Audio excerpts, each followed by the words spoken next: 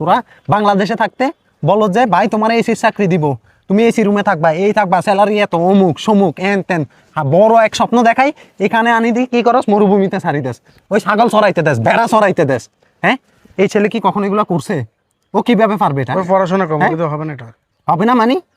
ও পড়াশোনা কেন করছে? ছাগল চড়াইতে লক্ষ লক্ষ টাকা খরচ করে পড়ালেখা করছে, তারপর এখানে আসার জন্য তোরও কম টাকা দেয় নাই।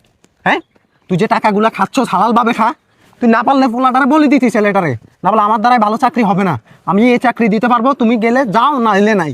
এখন এখানে আনি ওর উপর অবিচার করতেছে, আবার বলতেছে সেটা বাংলাদেশ না। না হ্যাঁ, এখন ওর দুর্বলতা পাই গেছ, প্রবাসে আসছে, এখন তোর কিছু করতে পারবে না।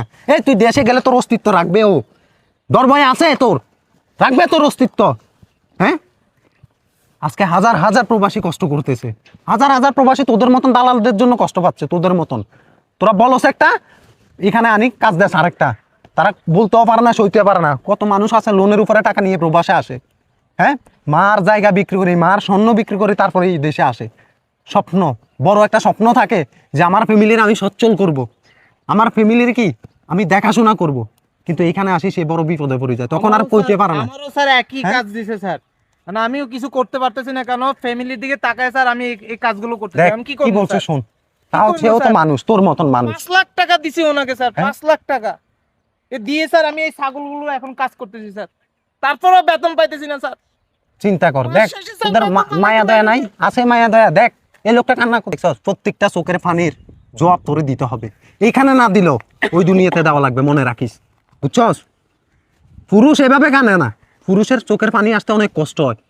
তুই চিন্তা কর ওরে কি কষ্ট দিছস, ও আজকে পায়া করে আর কারোর এরকম কষ্ট দিস না, বুঝছস?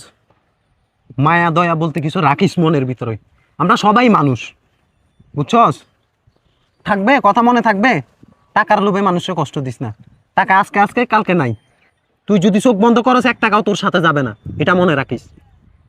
কিন্তু এই জবাবগুলো দেওয়া লাগবে। এইখানে খাই আছে না খাই আছে, কিন্তু তাদের ফ্যামিলির কাছে প্রকাশ করে না। কেন করে না জানোস? যদি শুনে এই লোকটা না খাই আছে, তার মা থাকলে মার কলিজা ফাড়ি যাবে, ওয়াইফ থাকলে তার ওয়াইফের কষ্ট হবে, বাচ্চারা শুনলে বাচ্চারা কষ্ট পাবে যে আমার বাবা বিদেশ গেছে না খাই আছে ওইখানে, বুঝছস? খাই না খাই এ রোদ্রের ভিতরে কাজ করতেছে, কিন্তু তাদের টাকাগুলা খাচ্ছে হালাল ভাবে খাইস, ঠিক আছে? প্রবাসীদের উপরে মায়া দয়া দেখাইস। আর কি বলতাম, মায়া দয়া করিস প্রবাসীদের উপরে, বুঝছস? ভাই আমি আর কখনো করবো না, আমি আমার ভুলটা বুঝতে পারছি ভাই। যাক, ভুল বুঝছস, ধন্যবাদ। আসসালামু আলাইকুম বন্ধুরা, এতক্ষণ যে ভিডিওটি দেখছেন সেটি হচ্ছে আমাদের স্ক্রিপ্টেড ভিডিও, কিন্তু আমরা বাস্তবতার সাথে মিল রেখে এই ভিডিওগুলো প্রচার করার চেষ্টা করি, এটা একটা সোশ্যাল মেসেজ। তো ভিডিওটি বেশি বেশি করে শেয়ার করবেন, লাইক কমেন্ট করবেন। নেক্সট অন্য কোনো ভিডিওতে আবারও দেখা হবে। আল্লাহ।